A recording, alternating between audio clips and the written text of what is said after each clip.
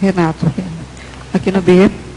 Na página 15, continuação da efeitologia, na penúltima linha você coloca: os efeitos das novas tecnologias intelectuais influenciando a neuroplasticidade cerebral. Você pode ampliar? Posso sim. Como eu estava falando no começo, aquela questão da memória de trabalho e memória de longo prazo. Sobre esse processo, existe uma questão.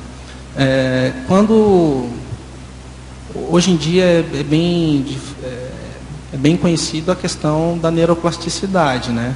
Eu, quando era criança, tinha mais ou menos uma história de que isso não existia, né? Você tinha aquela estrutura toda de neurônios e era aquilo, acabou, te vira com isso pro resto da sua vida. E eu acho que esse processo todo, ele tem um crescendo que vem desde do processo da pré-história, onde a gente tinha poucos recursos, poucas ferramentas, né, para desenvolvimento dessa neuroplasticidade, ou seja, essa evolução da neuroplasticidade do nosso cérebro em si, ele vem acontecendo aos milhões de anos de uma forma muito lenta. Se você for pegar nos últimos 40 mil anos, o nosso cérebro mudou muito pouco. Porém, a neuroplasticidade hoje, da forma que ela está sendo estudada, dá para entender a seguinte situação. Não é só o comportamento em si que muda a questão da anatomia, né, do cérebro, né?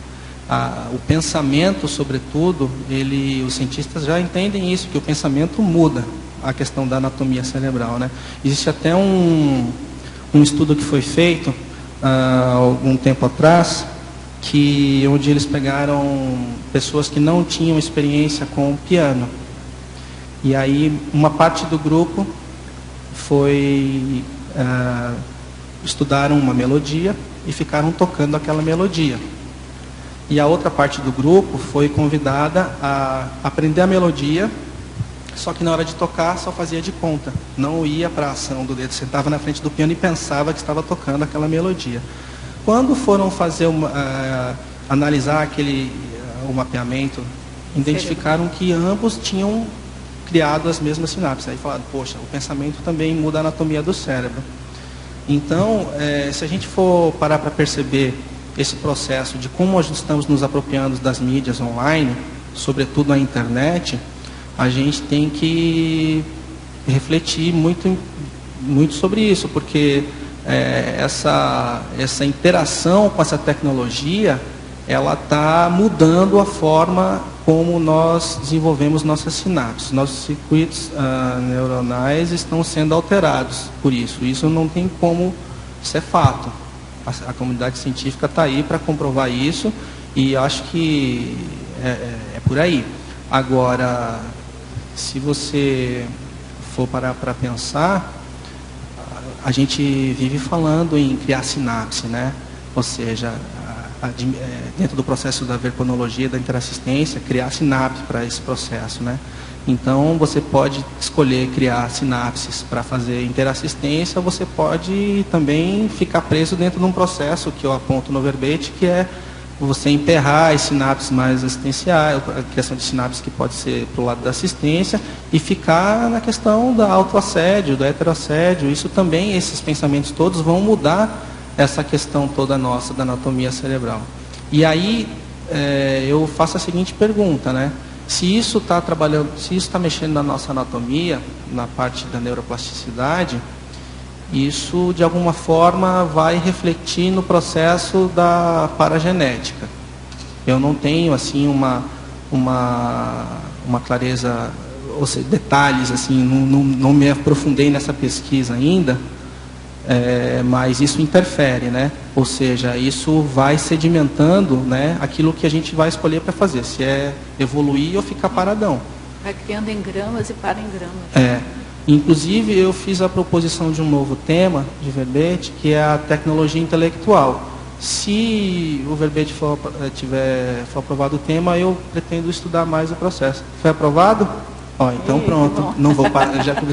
O meu primeiro verbete demorou, né? Eu vou começar seguir em sequência com o próximo. Eu vou escrever sobre a tecnologia intelectual, porque quando eu fiz o mídia baratrosférica, apareceu esse monte de processo da tecnologia intelectual. Aí eu achei, poxa, acho que foi até dica de Rosa, assim, se você vê que está não dá para ir no mesmo verbete, passa para outro, né?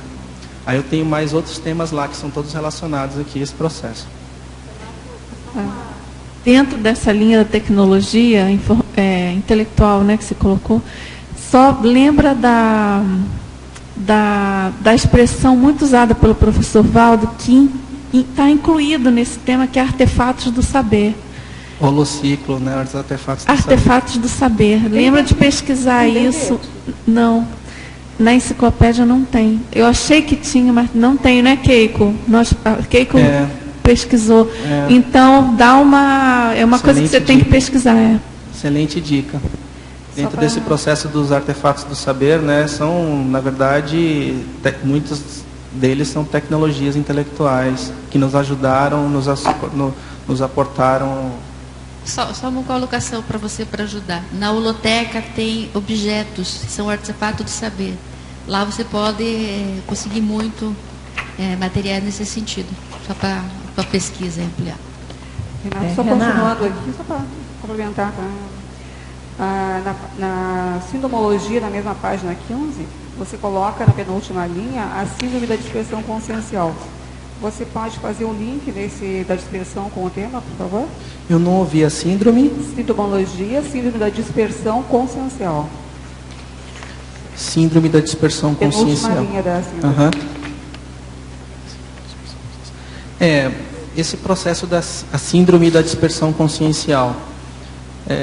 Isso me veio de processos da minha experiência mesmo, né? Eu, conforme disse, aos 36 anos foi quando me caiu a ficha das questões, dessas questões. Eu já tinha conservado, assim, dentro do meu íntimo, essas questões todas, mas em função do porão consciencial, a mesologia, mais as questões relacionadas à robotização intrafísica existencial, isso tudo, no meu caso, eu caí em vários mataburros, né?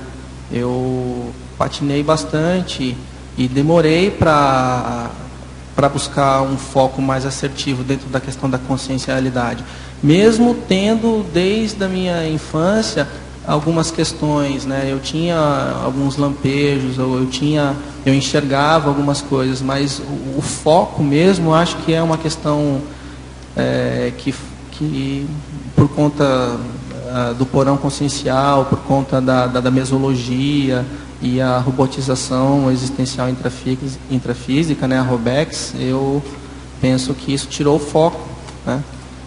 Então, eu acho o máximo quando eu encontro um inversor existencial, né, que já pega a técnica logo de cedo, né, e aplica. É o contraponto oposto do processo da dispersão, né? Na Fatologia, página 14, linhas 4 e 5. O Brasil é o grande produtor e exportador mundial de telenovelas. Poderia nos detalhar sobre a indústria da telenovela, onde a mídia imita a baratrosfera? Essa expressão, onde a indústria da telenovela, onde a vida imita a baratrosfera, foi um insight que eu tive do processo de que a vida imita a arte. Eu acho isso uma grande falácia, tá? Eu penso, né, que isso é uma grande falácia, porque, olha, se você tiver um mínimo de discernimento, bem básico, não precisa ser uma coisa muito avançada, e parar para assistir 5 minutos uma telenovela, você vai entender que a base das histórias está pautada no processo do conflito, da ectopia afetiva, anticosmoética, e aí, em outras instâncias, a questão da anticosmoética. E assim, se você for expandir o processo, os maiores especialistas em roteiro do mundo, sem aqui eu pegar, eu até tenho alguns apontamentos, mas da questão dessas pessoas que fazem roteiro para Hollywood, ou os próprios autores de novela, todos são unânimes. Não tem como fazer uma boa história sem conflito. Isso é terrível do ponto de vista evolutivo, porque os conflitos, não é que eu quero dizer, tem que ser poliana, tudo é maravilhoso. Não. Os conflitos, eles existem, mas a abordagem que é feita por esses veículos é de fomento, é de aprender a pessoa naquele processo, entendeu? E aí você começa a ver as pessoas que são mais ligadas à questão da telenovela, elas traduzem aquela situação, elas incorporam aquelas situações para suas vidas. E discutem a vida do personagem como se aquilo fosse algo real. Então eu paro e olho e penso, nossa, que perda de tempo danada, né? E assim, tem muito tempo que eu não assisto novela. Eu já assisti novela na adolescência e tudo, mas foi algo sempre que eu tinha um certo desconforto com aquilo, uma atração com desconforto, vamos dizer assim. Mas depois de um certo tempo eu larguei de mão disso, não quis mais saber. Eu não consigo entender como alguém consegue perder tempo assistindo aquilo.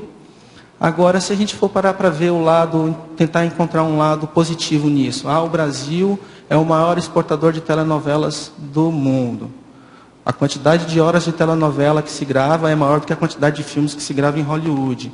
As pessoas que são empregadas nesse processo, que alimentam suas famílias, que sobrevivem disso. Tem toda uma estrutura de interligação nisso. O próprio processo da Globo. Eu penso que a Globo ela está bem no veio do processo da superintendência dos aspectos políticos nacionais. Então são assuntos bem delicados, né? São assuntos que talvez merecesse aí até um outro verbete, não sei, mas é difícil você... Eu não quero ser aqui peremptório, taxativo, é isso e ponto, mas tem que ter muito cuidado nesse processo.